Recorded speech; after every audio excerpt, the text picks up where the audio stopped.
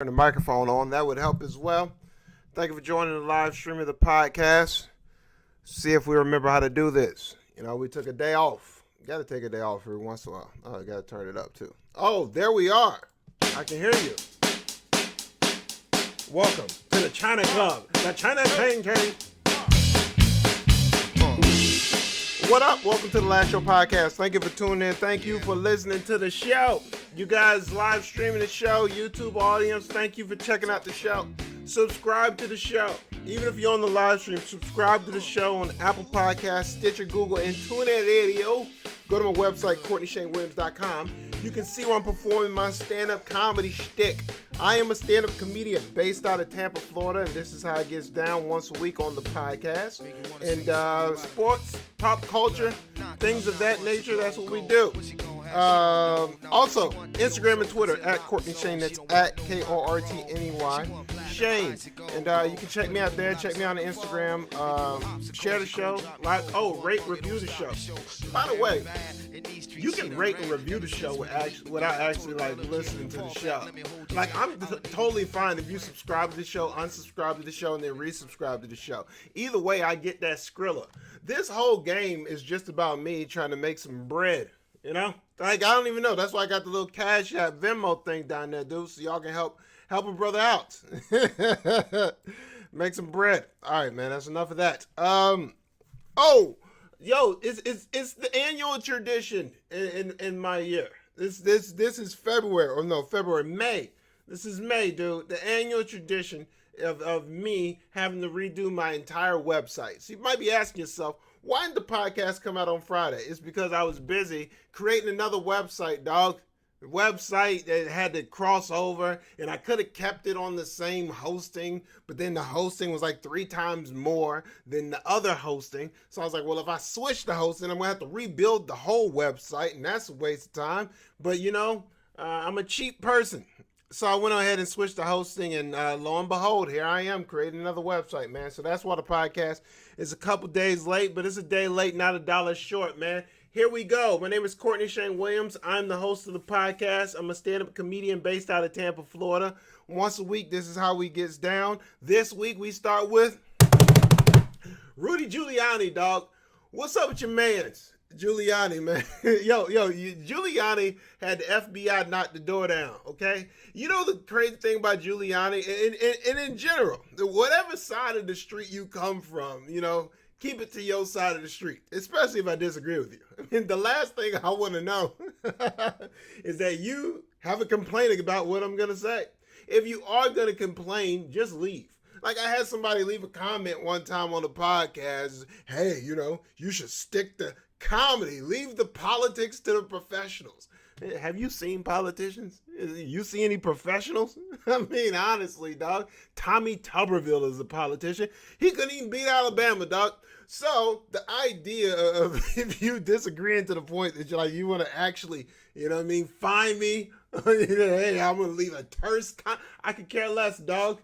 I could care less, okay? Giuliani, man, I will say this, regardless of what side of the political street, whatever you rock with, I'm going to tell you right this, if Donald Trump is your homeboy, you're going to jail. That's the way it works. The funny thing is, Donald Trump never goes to jail. All of his friends stay in jail. It's a weird move, man. Every single person tangentially connected to this person is either a baby mama or a prisoner. I mean, that's basically the option you have. Unless you're going to let Donald Trump get you pregnant, you are headed to the big house, okay? I mean, if I was Giuliani, that may be the plea deal you want to take. Make me feel good. That's what Giuliani should have did, dog. You wouldn't have to worry about going to jail right now. But the FBI did knock the door in on Giuliani and teach a little bit about something called white privilege, which, by the way, Giuliani should have lost all of his white privilege. I mean, I don't want to legislate, white privilege in the way y'all want to dose that thing out. It's like somebody, say, oh, you played the race card, I feel like I can talk about the race card because I have one in my pocket. But so when it comes to white privilege, I like to leave it to the professionals. I'm going to get canceled. I like to leave it to the professionals, but I feel like, Giuliani should have lost all his white privilege by now. I feel like he used it all up. And to speak to the idea that he still does have some privilege, the FBI called Giuliani and told him they was coming over. Okay? Get that through your head. The FBI tipped off Rudy Giuliani that the FBI was coming to his house. I don't know any black people to get that kind of tip. I mean, dude, you know how many people would not be in jail right now if the FBI was like, hey, man, hey, 21 Savage, you know, we got this ICE situation. We all know you're British. I got 1, 2, 3, 4, 5 people in London that want you to come home, dog. So we are going to be at your crib later on today. I suggest you get rid of the mixtapes and get on out of there, man. Take down the Adele posters. We know what you're about, 21. Be a lot less people in jail. Giuliani got tipped off that the FBI was coming to the crib, and he was still at the crib, man. And they took a hard drive, man. Everybody know you got that hard drive. Everybody got that hard drive. We know what's on the hard drive, but you know, we got the hard drive, okay? You got to get rid of that hard drive. If the FBI, hey man, we come to dude, you gotta have a safe place for the hard. It's like having a gun in your house. You know what I mean? You want to have that in some kind of lockbox that you can bury at the bottom of the ocean and cut a hole through the floor of your kitchen like Training Day and just stuff that hard drive down in the middle of that floor. They came to the crib and Giuliani was hanging out. And then Giuliani had the nerve to say, oh man, they just came over. They didn't announce it. They didn't say anything. They just showed up. This coming from the dude that started the stop and frisk in New York City. Poetic justice. You mean to tell me that someone just walked up on you and started harassing you for no reason? Stop and frisk, dog. Sorry for Giuliani. When I saw that hair dye leaking down through his head, I really didn't know how this whole thing was going to end. But I mean, if this is the climax, I mean, this is great. This is great. I don't know how Giuliani's going to do in jail, but I'm going to go out on a limb and say not well. Not well. Coming from somebody that will not do well in jail, trust me, Giuliani is going to do terrible. They're going to have to put him in one of them white-collar prisons, you know? He won't have to get the Martha Stewart package, because other than that, this is not going to go well for dude. He's a little fella. Little fellas probably don't do well in jail. Once again, I'm speaking out of ignorance because I've never been. I know I'm not built for jail. You might see, oh, Kortney, you're in pretty good shape. Hey, man, the shape you're in has nothing to do with whether or not you're good for jail. It's not what I'm cut out for. Some people are cut out for jail. You know, they are. I got plenty of family members that have been to jail, and they all seem to be doing great. So, you know, but me personally, this is not cut out for jail. You know, and I got the type of family members that will let me know, hey, dog, you don't want to go to jail, man. You don't want to go to jail. He can go to jail. No, oh, yeah, he'll be great. But you don't want to go to jail, man. Yeah. You want to go ahead and stay out of there, dude. I can just imagine. And I know you guys are probably thinking, oh, Kortney, he's scared of, you know, some person, you know, taking advantage of him in jail. No, dog, that's not what I'm afraid of. I'm afraid of, you know, when the lights go out and I'm still hungry. I mean, how do you ask for more porridge? You know what I mean? When the lights are out. I like a midnight snack. I don't think, you know, you're just going to be able to just use the commissary at any points in time. You know how hard it is to make ramen noodles with a lighter? You know what I mean? So I'll be in the cell trying to heat up brown, salty liquid, you know what I mean? Just to get some sustenance. I'm not built for jail. And by the way, if you're in jail complaining about, you know, ramen noodles, you're probably not built to be there, you know? Giuliani, stay woke. It's The Last Show podcast. Thank you for tuning in to The Last Show. It's called The Last Show because this may be it.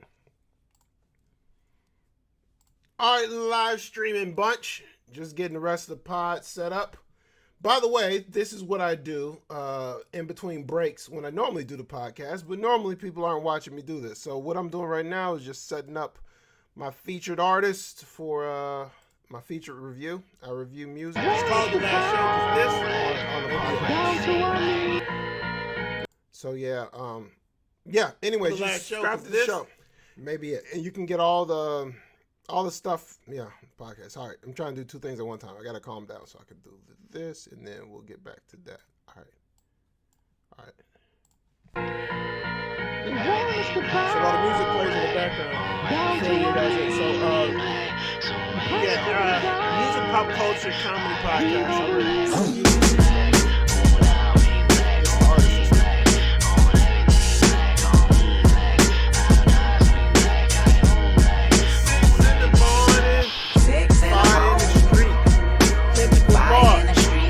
Significance of this song. This is on the To Pimp a Butterfly album. Which, you know what? There was a lot of Kendrick Lamar slander online, and I don't appreciate any Kendrick Lamar slander. Like, this is the artist of my time. I think my time is over, by the way. I'm 37 years old. There is no more time. I mean, who am I trying to co-opt all these young people? Hey, you young people. The artist of my time was like LL Cool J. Like, he was the artist of my time. Oh, yeah. Back in the day, kids, LL Cool J used to do more than just CIS. NCIS, is that what he did? He did more than get eaten by a shark in Deep Blue Sea. Was that the movie? Kendrick Lamar, The Black of the Berry, off the Pimp a Butterfly album. And I did see some slander. I saw some slander on a bunch of websites, though. A lot of hate, dude. One person had some slander where he's like, yo, Drake could like beat, Kendrick Lamar in the verses, which verses is basically, hit, who has the bigger hits, and Drake has bigger hits than every rapper, maybe every rapper ever. Dude, Drake has like monster hits, like monster hits, man. But the idea that like dudes is like, yo, Kendrick Lamar couldn't stand up to Drake. First of all, why is Drake even in the conversation? Like, I'm not a Drake dude, man. I get it though. I listen to Drake. I hear some Drake. There's some Drake albums in the rotation. Sometimes when I'm working out, I put some Drake on because every once in a while, I want to feel good about all those women that left me. You know what I mean? So I put on some Drake, and I cry quietly, while I bench press. This is what Drake is good for. But the idea that Drake is like some artist that compete with Kendrick Lamar is like, that's ridiculous, dude. Ridiculous. Kendrick Lamar is an artist of a generation. The dude won a Pulitzer Prize. Hey, man, if you show up with the Pulitzer Prize, to a rap concert, game over. Ain't that the way it works? Have we no rules anymore? Have you no God? Come on, man. So, the significance of this song is that TDE, Top Dog Entertainment, sent out like some cryptic tweet that said May 7th, the wait is over. And it had like a little countdown clock thing. So somebody is coming out with an album on May 7th. You know what I mean? So I'm trying to speak it into existence. So I just went ahead and just, put in the ether that it's going to be a Kendrick Lamar album. It may not be a Kendrick Lamar album, by the way. It may be SZA. You know what I mean? Maybe J-Rock, maybe, Schoolboy Q. I have no clue. But if I put into the ether that Kendrick Lamar is coming out with a new album, Kendrick Lamar is going to come out with a new album. You got to speak it into existence. Okay? You got to believe in your heart and your soul, what may or may not happen, dude. So, Kendrick Lamar, Black of the Berry, Sweet of the Juice. Couple more stories I definitely want to talk about. I didn't put it in the album, the description on the stream, but I am going to talk about Tucker Carlson tangentially real quick. I mean, we all know what Tucker Carlson is about. I will say, I think I said on the podcast before, he's a filthy racist. I mean, that's basically what it is. But Tucker Carlson gets run, man. I mean, racist or not racist, you know what I mean? I got to call a spade, dude. Tucker Carlson knows how to trend, man. He knows what to do. Whether he believes what he's saying or not, I mean, it's hard to think that he doesn't believe it. You know what I mean?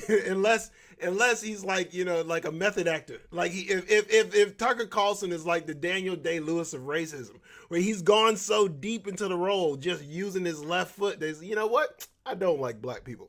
Like Tucker Carlson has went too far, and you don't even know. Like Bamboozled. You ever see Bamboozled, where you get so far into painting your face with cork that you think, you know what? I used to be a white person. No, man. Tucker Carlson's in there, man, but the dude knows how to trend. So one of the things Tucker said this week, and I'm here, to help you guys out, okay? The game is to be sold and not told. So I'm just here to help you dudes out, all right? Tucker Carlson is all about this, anti-mask life, which the anti-mask people, you want to be anti-mask, cool, rock on. Especially now you got the vaccine out, dude. I'm good, man. I got 2 shots of the Pfizer vaccine. I'm good, all right? So if y'all want to go ahead and anti-mask, we don't even hang out in the same places. There's levels to this, you know what I mean? The anti-mask people don't hang out where I hang out. You know what I mean? I go to Publix by my house. And the anti-mask people, y'all don't live by me. Just throw that out there, man. So if that's what you want to do, anti-mask it, anti-mask it. But now it's like, yo, in some school in Miami, it's like, yo, if you've had the vaccine, you can't come to school here. And this is some. And Tucker Carlson took it to another level. Tucker said, if you see somebody walking with their kids and their kids has a mask on, you need to harass those parents, and because they are punishing their kids, they're abusing their children. You gotta stop that. You gotta step in and be the hero. Hey man, Tucker Carlson will get somebody shot out here in these streets, okay? Like I told you, I don't live by the anti-mask people. But I'm telling you right now, you walk up on somebody telling them what to do and not do with their kids, man, that is grounds to get shot.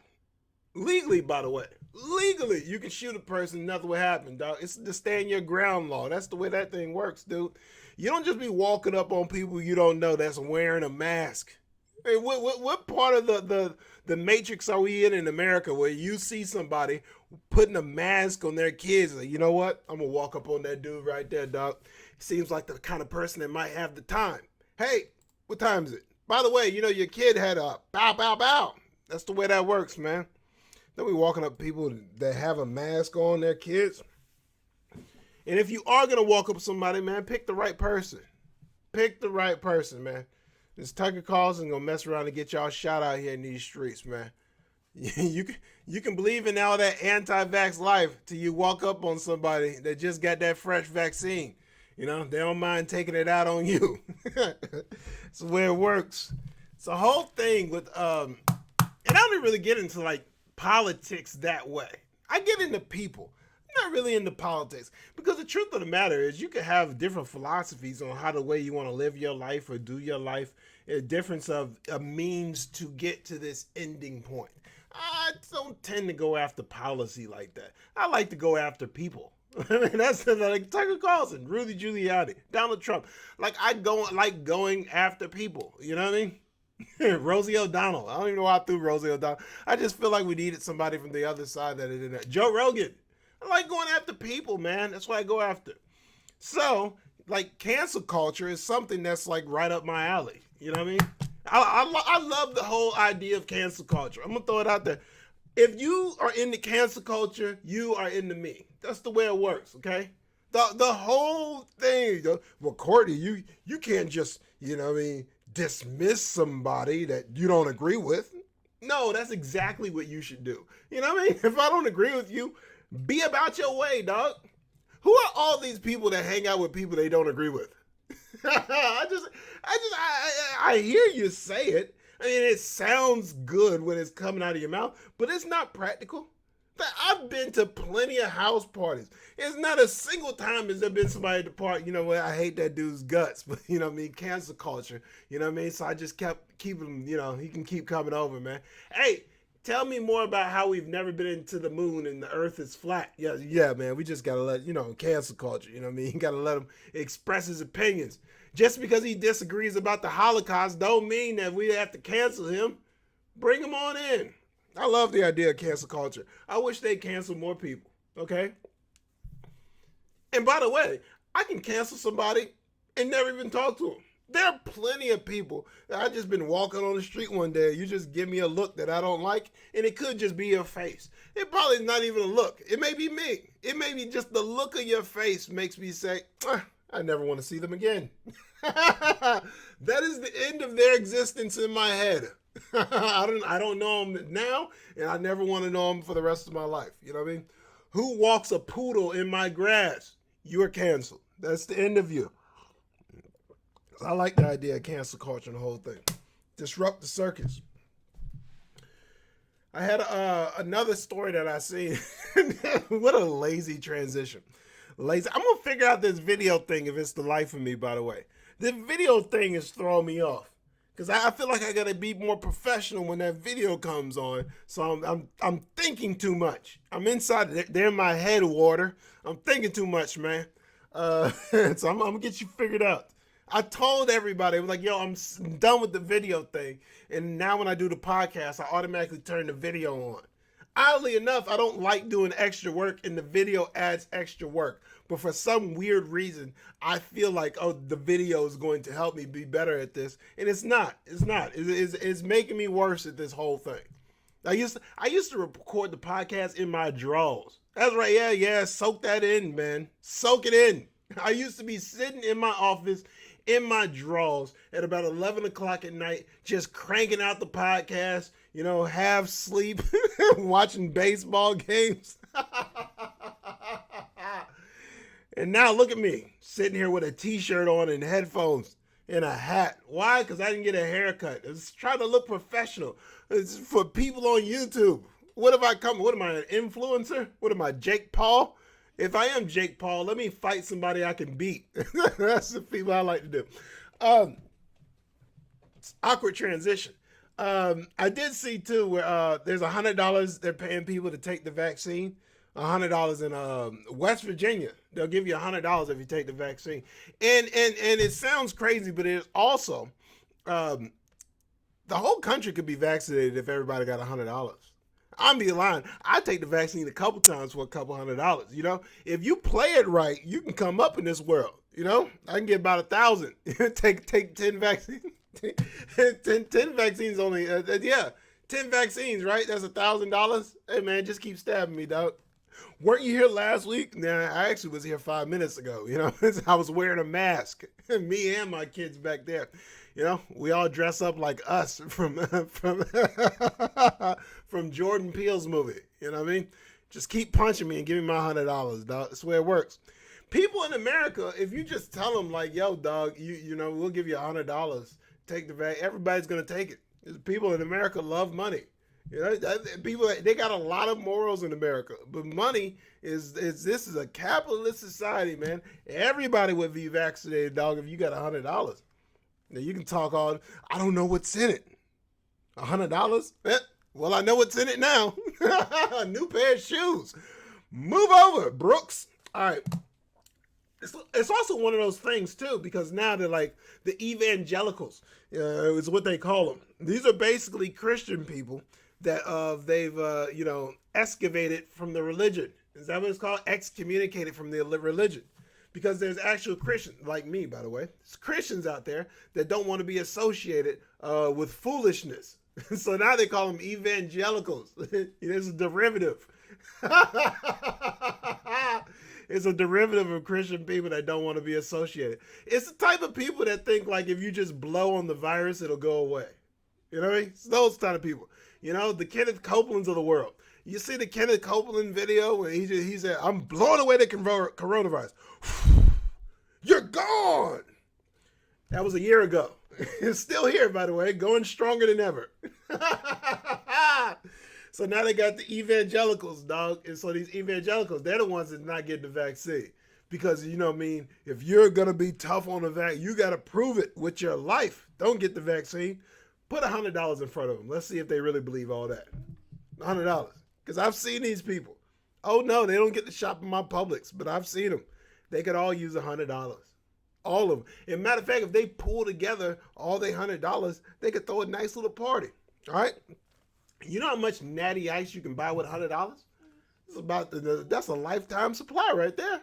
Boy, if you and all your people on the block just pull together your $100 and just buy cases of beer, you could drink for the rest of your life, dog. Just throw it out there, man.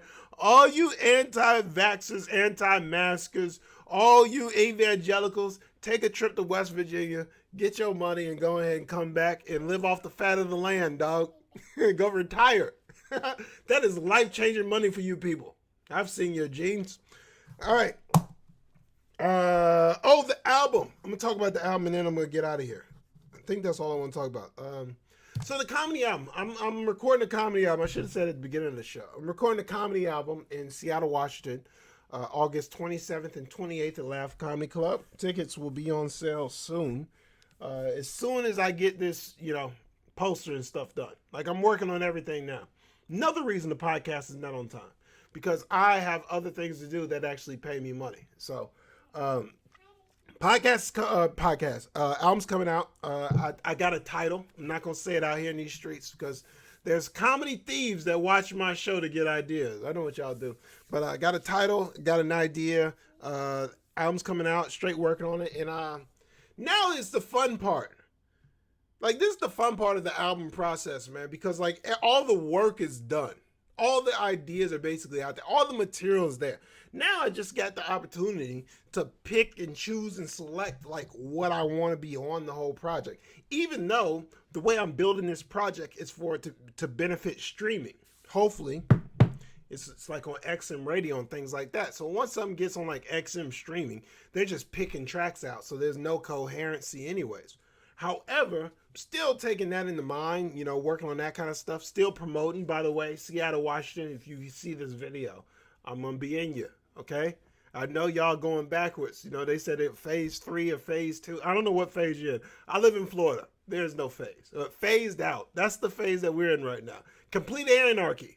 That's the phase we're in. This is the Wild West where I live, okay?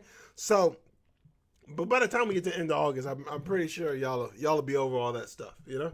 And if you're not, I'll be there anyways. You know, we'll all commiserate about how our lives could have been so much different if not for this pesky virus. You know what I mean? Should have took our mask off and let it just ravage us for the first 3 months. We'd have been good. But yeah, I'm at that point in the album.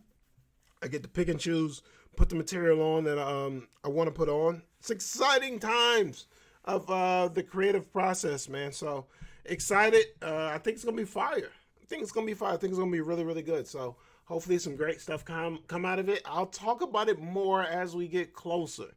I don't want to jinx it, but hopefully there's some stuff coming.